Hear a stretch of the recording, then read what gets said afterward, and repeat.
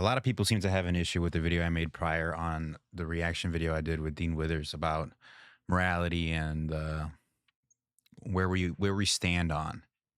And I just find it funny because a lot of the people commenting have no source of information that they're giving out that's actually helpful, rather than saying it's bad because it's bad, or um, I guess just trying to knock down saying that religion was used to do so many things. Just because somebody decides to interpret a text their own way doesn't mean that the text itself is wrong. That means the human got it wrong, right? So if God says, "Thou shalt not murder," and you murder, and the person said, "God made me do it," is that the person reading that text wrong, or is that God saying that go murder somebody? See, what you say holds and what you say matters, right? So when people are saying religion was used to do so many things, I don't disagree with that. Of course it is. It sucks that people interpret their own text in their own way when it's not supposed to be meant to be taken that way, especially if you read it plain sight. But atheism is the same way. The Columbine school shooting, they were atheists. Then what? The fact that people think that morality is not based off a moral grounding, meaning a rock that cannot change. And what is one thing that cannot change? God, right? For you to think that things are not given value without somebody assigning it value, mind boggles me, because you're saying that we assign value. And the thing is that is dangerous to think that we are the people who assign value, because we can change our minds at any time. So that doesn't hold. You need to have a moral framework that does not change. Okay? Like it's pretty plain simple, right? People are saying that it's through evolution, right? What did John Lennox say?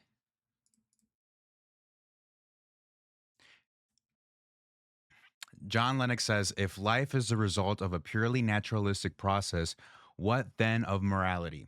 Has it too evolved? And if so, of what significance are our concepts of right and wrong, justice and truth? Right? There has to be something that does not change. And if it's evolved throughout the years, who's to say that it's not going to evolve to something even worse? I I don't understand people's way of thinking when it comes to thinking that morality is just something that we can give out.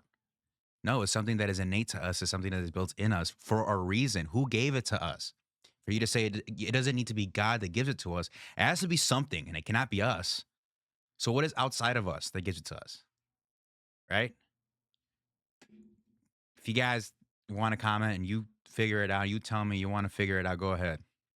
Because people like to put I had somebody comment and tell me that so is it harm? That harm is a sense of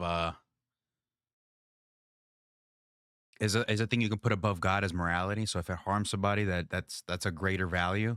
The thing is that doesn't really hold, because what objective means is to be true without a mind, and what subjective means is you need a mind for it to make it true, right? So if you're harming somebody, how does someone identify the harm, right? That is through the brain. You have brain receptors in your brain that tell you when you are hurting. So that doesn't hold. Okay. So what is it? People really like to hate on God. I don't know why, and it's crazy to me that people would go so far to argue something and yet have no set standard that they live on. Because at the end of the day, that person thinks something and the other person doesn't. You can have two atheists argue about something, but if you have two true Christians, they'll agree on the same topics and the same thing because they have a text they can refer to. You can put two atheists together and they will disagree on a bunch of things. They might agree on some things, don't get me wrong, but that doesn't mean that eventually they'll come down a line where they disagree if they're not going back to something that stands. Right? I'm not saying Christians can't disagree. Of course you can. But the what God says stays true, right? Like I said, if you interpret the text in your own way and not what God has intended it to, that's on you. That's not on God. All right? Peace out.